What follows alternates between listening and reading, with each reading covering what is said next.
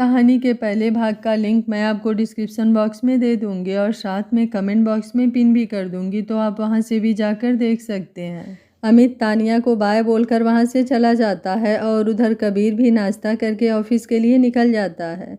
कुछ ही देर में अमित के ऑफिस में सारे शेयर होल्डर्स इकट्ठा होते हैं और अमित को बताते हैं कि उन सब ने अपने शेयर गुप्ता कॉरपोरेशन के CEO यानी कि कबीर गुप्ता के नाम पर ट्रांसफ़र कर दिए हैं। ये सुनते ही जैसे अमित को कोई धक्का लगता है और वो उन पर चिल्लाने लगता है, पर सारे शेयर होल्डर्स साफ बोल देते हैं कि ये उनके शेयर थे तो इसमें मर्जी भी उनकी ही चलेगी।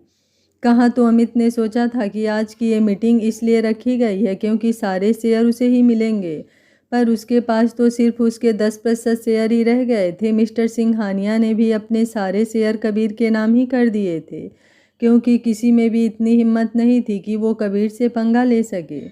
कबीर ने ये सब इतनी शांति से किया कि अमित को इसकी कानों कान भनक भी नहीं लगी। अमित को ये समझ ही नहीं आ रहा था कि उसके साथ ये कैसे हो गया और इसलिए उसका जवाब मांगने के लिए वो कबीर से मिलने गुप्ता कॉरपोरेशन गया। जब वो कबीर से मिला तो कबीर ने हंसते हुए उससे पूछा, तो मिस्टर अमित, कैसा लगा आपको ये सरप्राइज़? अमित बोला, तुमने ये सब क्यों किया? कबीर गंभीर होकर, मैंने क्या किया? जो किया तुमने ही किया है। अमित सवालिया नज़रों से, मतलब? कबीर बोला, मतलब ये कि तुमने मेरी ज़िंदगी की सबसे अनमोल चीज़ यानी कि मेरी पत्नी मिसेस त्रिशा कबीर गुप्ता के साथ जो घिनौनी चाल चली, ये सब उसका ही नतीजा है। अमित गुस्से में, मतलब ये सब उस घटिया लड़की के कारण हुआ? कबीर गुस्से में बोला, अपनी ज़बान संभाल कर मिस्टर अमित, कहीं ऐसा ना हो कि तुम दोबारा कुछ बोलने के लायक ही ना बचो। और रही घटिया की बात, तो वो त्रिशा नहीं बल्कि तुम हो, और अब तुम्हारी इतनी औकात भी नहीं रही कि तुम त्रिशा का नाम भी अपनी ज़बान से ले सको। अगर तुम चाहते हो कि तुम्हारी सांसें तुमसे ना छीनी जाएं, तो उसके मुंह पर पेपर फेंकते हुए बोला, इन पेपरों पर चुपचाप साइन कर दो। अमित बोला, क्या है ये? कबीर बोला, जो 10% शेयर तुम्हारे नाम हैं उनके ट्रांसफ़र पेपर, क्योंकि मैं तुम्हारे नाम 10% तो क्या 1% शेयर भी नहीं रहने दूंगा। और अगर तुमने ऐसा ना किया तो किसी को पता भी नहीं चलेगा कि तुम और तुम्हारा पूरा परिवार कहाँ गायब हो गए, क्योंकि घटिया लोगों पर तरस खाना मेरी ज़िंदगी में नहीं है। कबीर का ऐसा रूप देखकर अमित डर जाता है और चुपचाप उन पेपरों पर साइन करके वहाँ से चला जाता है। अमित से त्रिशा का बदला पूरा कर लेने के बाद कबीर खुश हो जाता है और खुद से ही कहता है, त्रिशा, आखिरकार तुम्हारा बदला पूरा हुआ।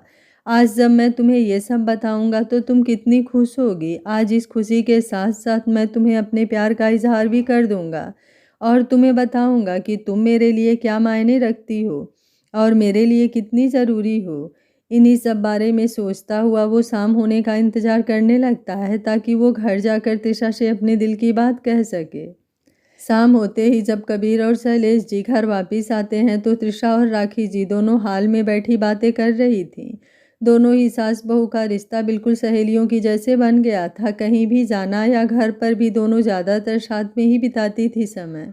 कबीर से त्रिशा को अमित वाली खुशखबरी बताने का इंतजार नहीं हो रहा था, पर वो अपने मम्मी पापा के सामने त्रिशा को कुछ बता भी नहीं सकता था, इसलिए उसने इशारे से त्रिशा को अपने कमरे में आने के लिए कहा। पर त्रिशा कहाँ सुनने वाली थी। त्रिशा ने उसके इशारे को नज़रअंदाज कर दिया और हाल में ही बैठी रही।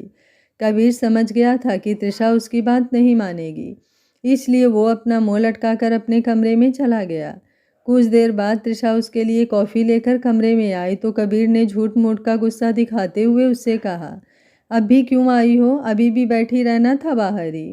त्रिशा बोली, तुम तो ऐसे भाव खा रहे हो जैसे तुम सचमुच में मेरे पति हो। भले ही हमारी शादी असली है, पर भूलो मत कि इस शादी की सच्चाई क्या है। वैसे भी अब तुम्हें तुम्हारी जायदाद तो मिली गई है और कुछ ही महीनों में हम अलग भी हो सकते हैं, तो हमें कुछ महीने ही और साथ में रहना है।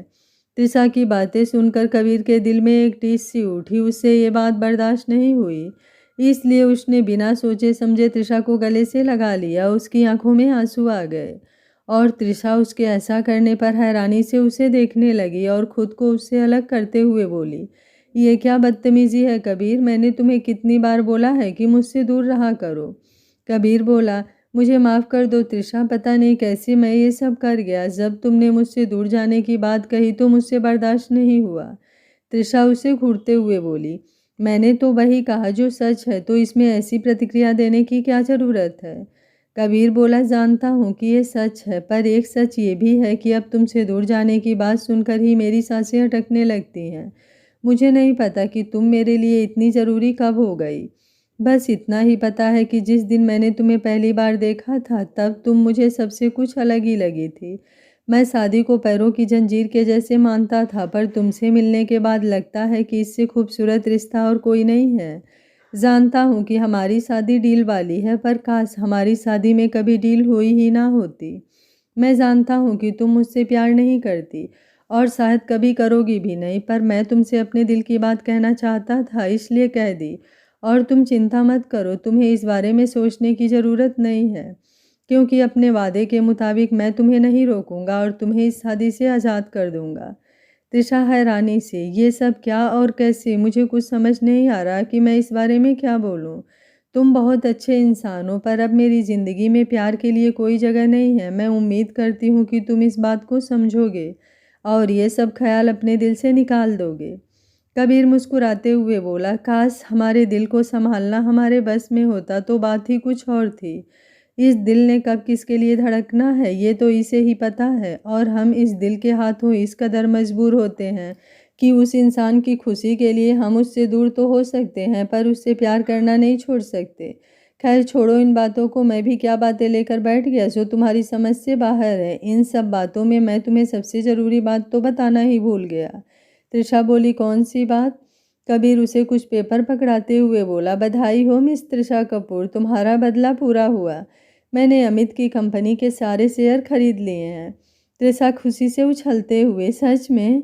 कबीर मुस्कुराते हुए बोला, बिल्कुल सच। अब उसके पास इस शहर को छोड़कर जाने के अलावा कोई और रास्ता नहीं है, क्योंकि उसे पता है कि जब तक वो इस शहर में है मैं उसे चैन से जीने नहीं दूंगा। पर इस शहर से जाने का ख्याल भी उसे छोड़ना ही पड़ेगा, क्योंकि मैंने उसे कहीं और भेजने की तैयारी कर रखी है, जिस बारे में तुम अभी कुछ मत पूछना। त्रिशा खुशी से उसके गले लगते हुए, तुम्हारा बहुत बहुत शुक्रिया कबीर, मैं बता नहीं सकती कि मैं कितनी खुश हूँ। कबीर बोला, तुम्हें बताने की ज़रूरत भी नहीं है, क्योंकि तुम्हारे चेहरे से ये साफ साफ पता चल रहा है। पर अभी तो एक और काम बाकी है, जिसके बाद वो पूरी तरह बर्बाद हो जाएगा। त्रिशा बोली, कौन सा। पहले कह रहे थे कि उसको कहीं भेजना है और अब बोल रहे हो कि कुछ और काम भी करना है। कबीर बोला, कल सुबह तक का इंतज़ार करो। कबीर के इस तरह बोलने पर त्रिशा सोच में पड़ गई कि आखिर कल ऐसा क्या होने वाला है, पर वो जानती थी कि अभी कबीर उसे कुछ भी नहीं बताएगा, इसलिए वो सुबह होने का इंतज़ार करने लगी। अगले दिन जब त्रिशा ने खबर देखी कि अमित के घर में पड़ी पुलिस की रेड में उन्हें उसके घर पर ड्रग मिले हैं, तो उसे सब समझ आ गया कि यह सब कबीर ने ही किया है। जिस तरह से अमित ने चालाकी से त्रिशा को शराब पिलाई थी, उसी तरह कबीर ने उसे ड्रग माफिया बना दिया और उसकी बची खुची ज़िंदगी जेल में बीतने का इंतजाम कर दिया। त्रिशा के लिए आज सबसे खुशी का दिन था, क्योंकि आज उसका बदला पूरा हुआ था, और इसलिए आज रात के खाने में उसने राखी जी की मदद से कबीर का पसंदीदा सूजी का हलवा बनाया था। जब शाम को कबीर ऑफिस से घर आया और रात के खाने में उसे अपना पसंदीदा हलवा मिला, तो उसने खुश होते हुए राखी जी के हाथ चूम लिए और उनसे बोला, माँ आप तो सच में अंतर्यामी हो, जो मेरे बिना बोले ही मेरे मन की बात समझ लेती हो। आज सच में मेरा हलवा खाने का बहुत दिल कर रहा था और आपने मेरे बिना कहे ही हलवा बना भी दिया। राखी जी मुस्कुराते हुए बोली, हाथ चूमने हैं तो अपनी पत्नी के चूम, क्योंकि ये हलवा मैंने नहीं त्रिशा ने बनाया है। कबीर अपना माथा पीटते हुए, मतलब आज फिर से नमकीन हलवा खाना पड़ेगा। त्रिशा बोली, चिंता मत करो, आज ऐसा नहीं होगा, क्योंकि आज का हलवा मैंने मम्मी से पूछकर बनाया है। राखी जी की ओर देखते हुए कबीर बोला, पक्का ना। राखी जी मुस्कुराते हुए बोली, हाँ पक्का, और इसलिए अब जल्दी से इसे खा और बता कि कैसा बना है। कबीर एक चम्मच हलवा मुंह में डालते हुए, वाह ये तो सच में बहुत अच्छा बना है, बिल्कुल मम्मी के हाथों के बनाए हलवे के जैसा। ऐसे ही हंसी मजाक के सब खाना खाते हैं और अपने अपने कमरे में चले जाते हैं। कमरे में पहुंचते ही कबीर त्रिशा से पूछता है, जब तुम्हें खाना बनाना आता ही नहीं और ना ही कोई दिलचस्पी है, तो तुमने ये सब क्यों किया। त्रिशा उसकी आंखों में देखते हुए, तुमने मेरा बदला लेने में मेरी इतनी मदद की, तो मेरा भी तो कुछ फर्ज बनता था ना तुम्हारे लिए, और वैसे भी कुछ दिनों बाद तो मुझे यहाँ से जाना ही है। त्रिशा के वहाँ से जाने की बात सुनकर कबीर को याद आता है कि अब उनके अलग होने में सिर्फ 2 महीने ही बचे हैं। तो वो उदास हो जाता है और बिना कुछ बोले सोने के लिए चला जाता है। त्रिशा भी उसकी इस खामोशी की वजह समझ गई थी, पर अभी वो खुद भी इस बारे में कुछ भी बोलना नहीं चाहती थी, इसलिए वो भी चुपचाप सोने चली गई। ऐसे ही समय पंख लगाकर उड़ने लगा और हर रोज घटते एक दिन से कबीर त्रिशा को खोने के डर से व्याकुल होने लगा। वो हर पल त्रिशा को अपने प्यार का एहसास दिलाने की कोशिश करता, पर साथ ही ये भी बोल देता कि वो उस पर कोई दबाव नहीं बनाएगा और तय समय और तय दिन को उसे इस शादी से आज़ाद कर देगा। त्रिशा को समझ नहीं आ रहा था कि आखिर कबीर चाहता क्या है। एक तरफ तो वो त्रिशा को अपने पास रखने को बोलता है और दूसरे ही पल उसे खुद से अलग करने की बात भी कह देता है। कबीर की ऐसी अजीब बातों के कारण वो उसकी इस बात का कोई जवाब ही नहीं देती थी। उसने सब कुछ उस दिन पर ही छोड़ दिया था। अब तो कबीर त्रिशा से झगड़ता भी नहीं था। अगर कभी त्रिशा जानबूझकर कबीर को तंग भी करती थी, तब भी कबीर उससे झगड़ने की बजाय प्यार से ही उससे बात करता था। ऐसे ही दिन बीतते हुए वो दिन भी आ गया जब उन दोनों के अलग होने में सिर्फ 4 दिन बाकी रह गए थे। उस रात जब कबीर और त्रिशा रात के खाने के बाद अपने कमरे में गए, तो त्रिशा ने कबीर से कहा, कबीर, हमारे अलग होने में अब सिर्फ 4 दिन रह गए हैं। मुझे समझ में नहीं आ रहा है कि हम घर वालों को क्या बोलेंगे। कबीर धीमी आवाज़ में, अलग होना ज़रूरी है क्या? त्रिशा सुनाई न देने के कारण दोबारा पूछते हुए, क्या कहा तुमने? कबीर बात को बदलते हुए बोला, नहीं कुछ नहीं, वो मैंने सोचा है कि हम परसों घूमने जाने का बहाना बनाकर दूसरे शहर में चले जाएंगे और वहाँ से वापस आते समय तुम अपने घर चली जाना और हम अपने अपने घर में कह देंगे कि अब हम एक साथ नहीं रहना चाहते। अब चूँकि हमारी लड़ाई वाला नाटक उनके सामने नहीं होगा, तो उन्हें इसकी असल वजह का पता भी नहीं होगा। त्रिशा कुछ सोचते हुए बोली, ये ठीक रहेगा, पर हम जाएंगे कहाँ? कबीर बोला, वहीं जहाँ हम पहली बार मिले थे। त्रिशा बोली, मतलब उदयपुर? कबीर बोला, त्रिशा बोली, पर वहाँ क्यों? क्योंकि मैं चाहता हूँ कि जहाँ हमारी पहली मुलाकात हुई थी वहीं पर आखिरी भी हो। चलो अब सो जाओ, रात बहुत हो गई है, कल हम मम्मी पापा को इस बारे में बता देंगे। त्रिशा भी हाँ में सिर हिला देती है और सोने चली जाती है। अगले दिन कबीर अपने मम्मी पापा को उदयपुर जाने के बारे में बता देता है, तो वो दोनों भी इस बात में अपनी हामी भर देते हैं। इसके बाद कबीर और शैलेश जी ऑफिस चले जाते हैं। ऑफिस जाकर कबीर अपने और त्रिशा के लिए टिकट्स और होटल दोनों ही बुक कर देता है, ताकि वहाँ जाकर उन्हें कोई दिक्कत ना हो। त्रिशा के दूर जाने की बात से ही कबीर का मन व्याकुल हो जाता है और पूरा दिन उदास सा वो अपने केबिन में बैठा रहता है। शाम को जब वो घर आता है तो किसी से कोई बात नहीं करता और चुपचाप अपने कमरे में चला जाता है। कमरे में जाकर वो देखता है कि त्रिशा ने सारी पैकिंग कर रखी है, तो उसे बहुत बुरा लगता है और वो अपने मन में सोचता है, कहाँ मैं सोच रहा था कि शायद त्रिशा भी मुझे अपना ले, पर उसे तो मुझसे अलग होने की इतनी जल्दी है कि सारी पैकिंग भी कर रखी है। मैं इतना बुरा हूँ क्या, जो इतने समय में भी त्रिशा के मन में खुद के लिए जगह नहीं बना पाया। तभी त्रिशा कमरे में आती है और कबीर को कहीं खोया हुआ देखकर उसके आगे चुटकी बजाकर उससे पूछती है, क्या हुआ कबीर, कहाँ खो गए? कबीर अपने ख्यालों से बाहर आते हुए, नहीं कहीं नहीं। त्रिशा बोली, तो फिर जल्दी से कपड़े बदल लो और खाना खाने के लिए नीचे आ जाओ, सब तुम्हारा इंतज़ार कर रहे हैं। कबीर बोला, मेरा मन नहीं है खाने का, तुम जाकर मम्मी पापा से कह दो। त्रिशा बोली, मन क्यों नहीं है? तुम क्या चाहते हो कि मम्मी पापा परेशान हो जाएं? क्योंकि ऑफिस से आने के बाद से तुमने किसी से कोई बात नहीं की है। हमने क्या तय किया था कि अभी किसी को कुछ भी पता नहीं चलने देंगे, पर जैसे तुम्हारी हरकतें हैं, मुझे नहीं लगता कि हम उनसे ज़्यादा देर तक कुछ छुपा पाएंगे। कबीर को भी त्रिशा की बात सही लगती है और वो बेमन से उठकर कपड़े बदलकर खाना खाने पहुंच जाता है और खुद को सामान्य दिखाने की कोशिश करता है। खाना खाने के बाद कबीर और त्रिशा अपने कमरे में आ जाते हैं और अपनी अपनी जगह लेकर एक दूसरे के साथ बिताए हुए पलों के बारे में सोचते हुए न जाने कब नींद की आगोश में चले गए। अगले दिन सुबह कबीर और त्रिशा तय समय पर एयरपोर्ट के लिए निकल गए। जाने से पहले शैलेश जी और राखी जी ने उन्हें अपना ध्यान रखने की ढेरों हिदायतें दी। उनके प्लेन की अनाउंसमेंट होते ही दोनों ने चेक इन किया और अपनी जगह पर जाकर बैठ गए। कुछ समय के सफ़र के बाद दोनों उस शहर पहुंच गए जहां दोनों पहली बार मिले थे। एक तरफ यहाँ कबीर को उदयपुर पहुँचते ही तृषा के साथ पहली मुलाकात याद आई, वहीं दूसरी तरफ तृषा को अमित द्वारा उसे धोखा दिया जाना याद आया।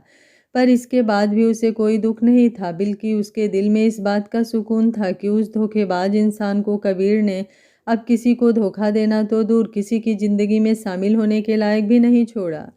कबीर ने एक अनजान होने के बाद भी उसके लिए जो कुछ किया था उसके बारे में सोचते ही तृषा के चेहरे पर एक मुस्कान फैल गई।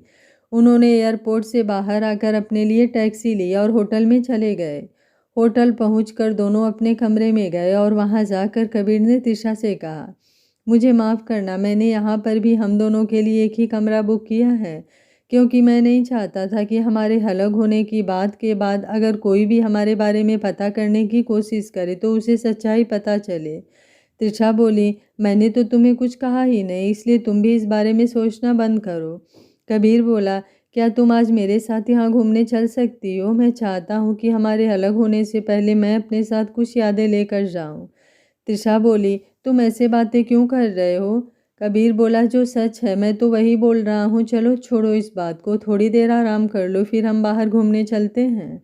तृषा हाँ में सिर हिला देती है और कुछ देर आराम करने के बाद वो दोनों उदयपुर घूमने के लिए निकल जाते हैं। वैसे तो उन दोनों ने पहले भी उदयपुर घूम रखा था, पर इस बार की बात ही कुछ अलग थी। कबीर को यहाँ घूमने से ज़्यादा तृषा के साथ वक्त बिताना अच्छा लग रहा था, तो वहीं तृषा ने अपने चेहरे के सभी भावों को शून्य कर रखा था। कबीर को कुछ समझ ही नहीं आ रहा था कि आखिर तृषा के मन में चल क्या रहा है। हमेशा बोलते रहने वाली लड़की उस दिन से बिल्कुल बदल गई थी जिस दिन से कबीर ने उसे अपने दिल की बात बताई थी। इन सब का जिम्मेदार कबीर खुद को ही समझ रहा था, क्योंकि इस डील वाली शादी के लिए उसने ही तो तृषा को मनाया था और वो अब खुद ही तृषा को अपना दिल दे बैठा था। उसे अब लग रहा था कि उसे ये बात तृषा को बतानी ही नहीं चाहिए थी। कम से कम तृषा ऐसी तो ना बनती, पर अब जो हो गया था उसे बदला तो नहीं जा सकता था ना। इसलिए उसने खुद से वादा किया कि वो तृषा की खुशी कल ही उसे लौटा देगा। उदयपुर घूमने के बाद शाम को दोनों अपने होटल वापस चले गए और खाना खाने के बाद अपने कमरे में सोने चले गए। पर आज दोनों को ही नींद आंखों से गायब थी। एक दूसरे से नज़रें चुरा कर दोनों ही एक दूसरे को देख रहे थे। ऐसे ही पूरी रात बीत गई। सुबह होते ही कबीर तैयार होकर कहीं चला गया। तृषा ने उससे बहुत पूछा कि वो कहाँ जा रहा है, पर उसने सिर्फ इतना ही कहा कि तुम तैयार हो जाओ, मैं अभी आता हूँ। अब तृषा के पास इंतज़ार करने के अलावा और कोई रास्ता नहीं बचा था, तो वो चुपचाप तैयार होकर कमरे में ही बैठकर कबीर के वापस आने का इंतज़ार करने लगी। जब कबीर वापस आया तो उसने उसे अपने साथ चलने के लिए कहा, तो तृषा ने इशारों से ही उससे पूछ लिया कि जाना कहाँ है। कबीर ने भी इशारे से ही उसे खुद चलकर देखने के लिए कह दिया। कुछ देर बाद उनकी गाड़ी एक जगह आकर रुकी। गाड़ी से उतरने के बाद कबीर तृषा की आंखों पर पट्टी बांधने लगा, तो तृषा हड़बड़ाकर पीछे हो गई। वो बोली, ये तुम क्या कर रहे हो? मेरी आंखों पर पट्टी क्यों बांध रहे हो? कबीर बोला, तृषा, अब तो हमें अलग होना ही है ना, तो अलग होने से पहले मैं कुछ खास करना चाहता हूँ, और डरो मत। भले ही मैं तुम्हारा पति हूँ, पर फिर भी मुझे मेरी मर्यादा का पता है और मैं ऐसा कुछ भी नहीं करूँगा जिससे तुम्हारा हृदय आहत हो। तृषा उसकी आंखों में देखते हुए, मुझे तुम पर पूरा भरोसा है, मैं तो बस ये जानना चाहती थी कि तुम ऐसा कर क्यों रहे हो। खैर, तुम मेरी आंखों पर पट्टी बांध सकते हो। कबीर तृषा की आंखों पर पट्टी बांध देता है और उसे अपने साथ अंदर लेकर जाता है। एक जगह पर जाकर वो रुक जाता है और तृषा की आंखों से पट्टी हटा देता है। पट्टी हटने के बाद तृषा जैसे ही सामने देखती है तो उसकी आंखें हैरानी से बड़ी हो जाती है, क्योंकि इस समय वो एक होटल के बेहद खूबसूरत हॉल में खड़ी थी, जिसकी दीवारों पर लाल और सफ़ेद रंग के दिल वाले गुब्बारे लगे थे और साथ ही आई लव यू तृषा लिखा हुआ था, और ज़मीन पर भी कुछ गुब्बारे फैले हुए थे। वहाँ आसपास पड़े टेबल पर गुलाब के फूलों की पंखुड़ियों को सलीके से सजाया गया था और उनके चारों तरफ सुगंधित खुशबू वाली अलग अलग डिजाइन वाली मोमबत्तियाँ लगी हुई थी। बीच में उनके बैठने का इंतजाम किया हुआ था, जहाँ पर एक गोल मेज और 2 कुर्सियाँ लगाई गई थी। मेज पर फूलों का सुंदर सा गुलदस्ता रखा हुआ था। तृषा तो ये सब बस देखती ही रह गई। ऐसा कुछ तो कभी उसके लिए अमित ने भी नहीं किया था। वो अभी ये सब देख ही रही थी कि कबीर ने उसका हाथ थामा और वहाँ लगी कुर्सी पर ले जाकर उसे बिठा दिया और उसके सामने दूसरी कुर्सी पर बैठते हुए उससे बोला, मैं जानता हूँ कि तुम्हें ये सब अजीब लग रहा होगा और तुम सोच रही होगी कि मैं कैसा पागल हूँ जो सच्चाई जानने के बाद भी ये सब कर रहा है। पर त्रिशा, मेरा ये दिल मानने को तैयार ही नहीं है इस सच्चाई को। हमारे अलग होने के बाद तो हम कभी मिलेंगे ही नहीं, तो इसलिए मैं अपने दिल की भावनाओं को आज ही तुम्हारे सामने इस तरह से जाहिर कर रहा हूँ। तुम गुस्सा मत होना मुझसे और ना ही अपने दिल में ऐसी कोई बात रखना, क्योंकि ज़रूरी नहीं जो ये दिल चाहे उसे वो मिले ही। मैं तो बस तुम्हारे साथ वक्त बिताना चाहता हूँ और इसके अलावा मुझे कुछ नहीं चाहिए। त्रिशा उसका हाथ थामते हुए, तुम तो हमेशा अपनी ज़िंदगी आज़ादी से जीना चाहते थे ना, तो फिर ये सब? कबीर मुस्कुराते हुए, यही तो दिक्कत है कि हम जो सोचते हैं वो होता ही नहीं। अब देखो ना, शादी को मैं एक बोझ मानता था, पर फिर भी मेरी शादी तुमसे हो गई। अब जब मैं इस शादी को निभाना चाहता हूँ और हमेशा तुम्हारे साथ रहना चाहता हूँ, तो तुम मुझसे दूर जाने वाली हो। पर तुमसे अलग होने से पहले मैं ये जो खूबसूरत पल तुम्हारे साथ बिता रहा हूँ ना, ये मेरी आगे की ज़िंदगी गुजारने के लिए काफ़ी होंगे। और तुम चिंता मत करो, मैं दोबारा कभी तुम्हें कोई तकलीफ़ नहीं दूंगा। त्रिशा बोली, तुमने तो हमेशा मुझे खुशी ही दी है, पर अब पता नहीं क्यों तकलीफ़ देना चाहते हो। कबीर को लगता है कि वो जो त्रिशा से बार बार अपने प्यार का इजहार कर रहा है, उससे त्रिशा को तकलीफ़ हो रही है। इसलिए वो किसी तरह अपने दिल को मजबूत करके उससे कहता है, तुम चिंता मत करो, अब से तुम्हें कोई तकलीफ़ नहीं होगी। मैं आज तुम्हें तुम्हारी खुशी ही लौटाने आया हूँ। त्रिशा हैरानी से बोली, मतलब? कबीर अपनी जेब से पेपर निकालकर उसे पकड़ाते हुए, ये रही तुम्हारी खुशी। त्रिशा सवालिया नज़रों से, क्या है ये? कबीर बोला, तलाक के पेपर। अब जब हमारी शादी असल में हुई है तो तलाक तो लेना ही पड़ेगा ना, ताकि तुम अपनी आगे की ज़िंदगी अच्छे से जी सको। मुझे पता है कि अभी हमें अलग होने में एक दिन और था, पर अब मैं तुम्हें इस झूठे बंधन में और नहीं रखना चाहता। मैंने पेपर साइन कर दिए हैं, तुम भी कर देना। और तुम्हारा शुक्रिया मुझे प्यार के एहसास से रूबरू करवाने के लिए। इतना कहकर कबीर वहाँ से उठकर जाने लगता है तो त्रिशा उसका हाथ पकड़कर हड़बड़ाकर उससे पूछती है, तुम कहाँ जा रहे हो? कबीर मुस्कुराते हुए, तुम चिंता मत करो, मैं कोई भी गलत कदम उठाने नहीं जा रहा। मैं बस कुछ देर अकेला रहना चाहता हूँ। मैं होटल की गाड़ी को बाहर ही छोड़ दूंगा। तुम होटल वापस चली जाना, मैं बाद में आ जाऊंगा। और हाँ, पेपरों पर साइन करके इसे अपने पास ही रख लेना। इतना कहते ही कबीर अपनी आंखों के आंसू संभालता हुआ वहाँ से बाहर निकल गया। त्रिशा वहाँ बैठी कुछ देर उन तलाक के पेपरों को घूरती रही और फिर वो भी वहाँ से उठकर चली गई। जैसे तैसे कबीर ने खुद को संभाला और शाम को अपने होटल वापस चला गया। जब वो अपने कमरे में पहुंचा तो कमरे को बाहर से बंद देखकर हैरान रह गया। उसने त्रिशा को फ़ोन किया, पर उसका फ़ोन बंद आ रहा था। कबीर भागकर रिसेप्शन पर आया और मैनेजर से त्रिशा के बारे में पूछा तो उसने बताया कि वो अभी तक आई ही नहीं।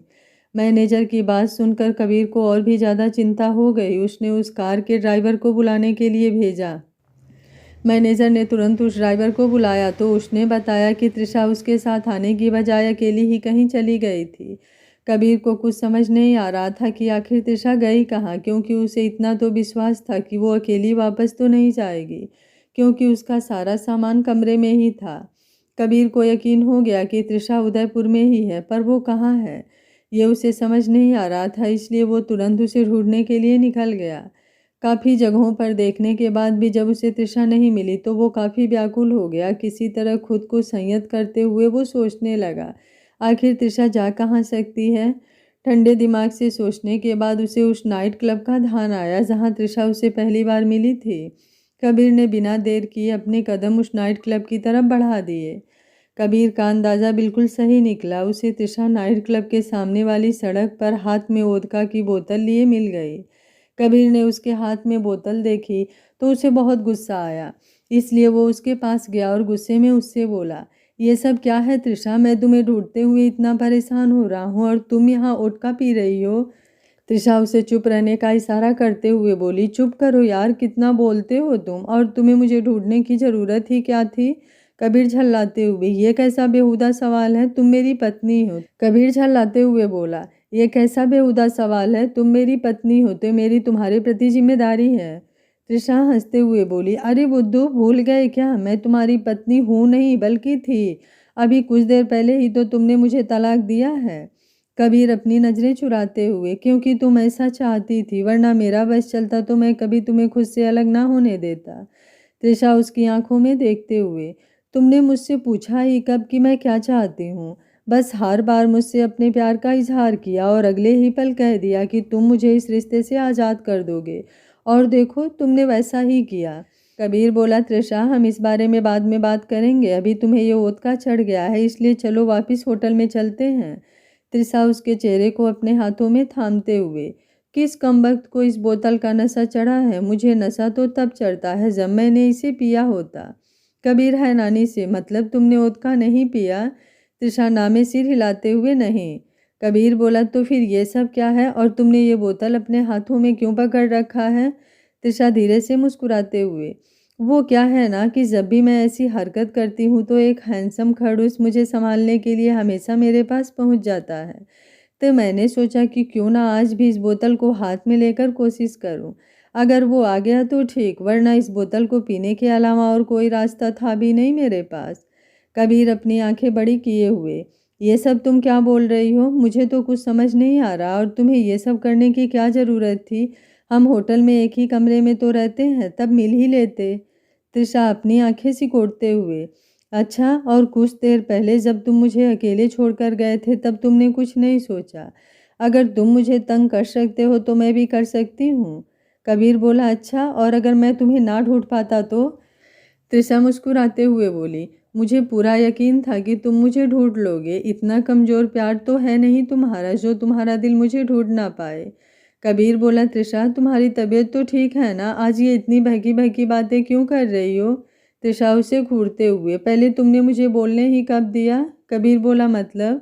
तृषा उसकी नकल करते हुए, तृषा मैं तुमसे बहुत प्यार करता हूँ। मैंने कभी सोचा नहीं था कि तुम कभी मेरे लिए इतनी ज़रूरी हो जाओगी। पर तुम चिंता मत करो, मैं तुम्हें तय समय पर खुद से अलग कर दूंगा। मुझे पता है तुम्हारी खुशी मुझसे दूर जाने में है। फिर उसके गाल पर थप्पड़ मारते हुए बोली, तुम होते कौन हो ये बताने वाले कि मेरी खुशी किस में है और किस में नहीं? हर बार मुझे खुद से अलग करने की बात बोल देते हो। आज भी तुम्हारा सरप्राइज देखकर मैं इतनी खुश हुई और मुझे लगा कि अब तुम मुझे खुद से दूर नहीं जाने दोगे, पर तुम इतने बड़े बेवकूफ़ निकले कि मुझे तलाक के पेपर ही थमा कर आ गए। तृषा ने इतना जोरदार थप्पड़ कबीर को मारा कि वो अपना गाल पकड़कर खड़ा था। उसे तृषा द्वारा बोली गई बातें समझ ही नहीं आ रही थी कि आखिर वो कहना क्या चाहती है, इसलिए वो उसे बिना पलके झपकाए देख रहा था। उसे इस तरह खुद की तरफ देखते हुए तृषा उससे फिर बोली, अब मुझे ऐसे क्यों घूर रहे हो? मन तो कर रहा है कि तुम्हारे 2-3 थप्पड़ और लगा दूं, ताकि तुम्हारे दिमाग में जो फालतू का फितूर चढ़ा है ना वो उतर जाए। अरे जानती हूँ कि मैं पहले अमित के पीछे पागल थी, पर उसकी सच्चाई जानने के बाद मैंने उस शख्स से इतनी नफरत की है जितनी मैंने कभी किसी से नहीं की। तुमने एक अनजान होने के बाद भी मेरी इतनी मदद की, मुझे पता ही नहीं चला कि कब मेरे दिल में तुम बस गए। मैं तुम्हें ये सब नहीं बताना चाहती थी क्योंकि मुझे डर था कि पता नहीं तुम मेरे बारे में क्या सोचोगे। पर जब तुमने मुझे अपने दिल की बात बताई तो मेरे दिल में लड्डू फूटने लगे। पर मैंने सोचा कि अब पहले अमित को पूरी तरह से बर्बादी देख ही लूँ, तब तुम्हें अपने दिल की बात बताऊंगी। इसी सोच के साथ मैंने उस दिन हलवा बनाया था। पर उस दिन भी तुम्हें एसीपी प्रद्युम्न बनने की पड़ी थी। कितने सवाल पूछ रहे थे?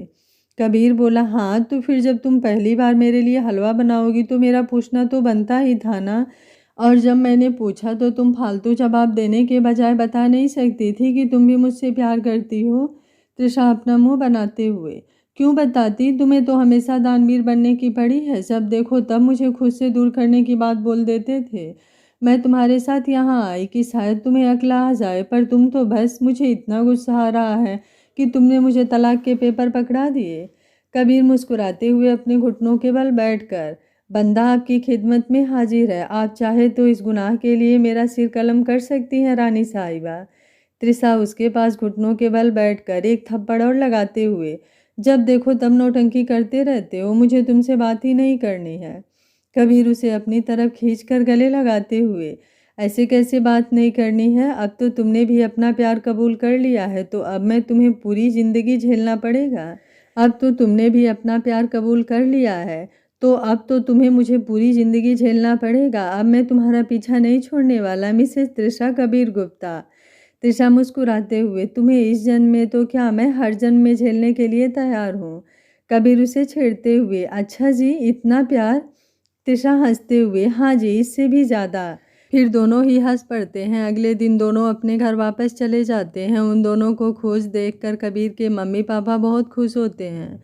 भले ही उसके मम्मी पापा को उन दोनों की शादी के रहस्य और उदयपुर में क्या कुछ हुआ इस बारे में नहीं पता था, पर कबीर और त्रिशा को देखकर उन्हें इस बात का अंदाज़ा ज़रूर हो गया था कि वहाँ जाकर उन दोनों का रिश्ता और भी ज़्यादा मजबूत हो गया था। ऐसे ही नोक झोंक के साथ उन दोनों की डील वाली शादी का रिश्ता अब सिर्फ शादी का बन गया था, जिसमें से हर तरफ जिसमें से हर तरफ की डील खत्म होकर सिर्फ और सिर्फ प्यार और प्यारी सी नोक-झोंक रह गई थी। सच ही कहा जाता है, अगर हम सफ़र साथ देने वाला हो तो ससुराल में शादी का सफ़र बहुत ही आसान हो जाता है, जैसे कबीर और त्रिशा का हो गया। ये छोटी सी प्यारी सी कहानी आपको कैसी लगी, आप मुझे अपनी राय कमेंट बॉक्स में ज़रूर दीजिएगा। वीडियो पसंद आया है तो वीडियो को लाइक, शेयर एंड चैनल को सब्सक्राइब कर लीजिएगा। ये छोटी सी प्यारी सी कहानी आपको कैसी लगी, आप मुझे अपनी राय कमेंट बॉक्स में ज़रूर दीजिएगा। अगर आपको कहानी अच्छी लगी है तो वीडियो को लाइक, शेयर एंड चैनल को सब्सक्राइब कर लीजिएगा। Thank you for watching. मिलते हैं एक और प्यारी सी कहानी के साथ।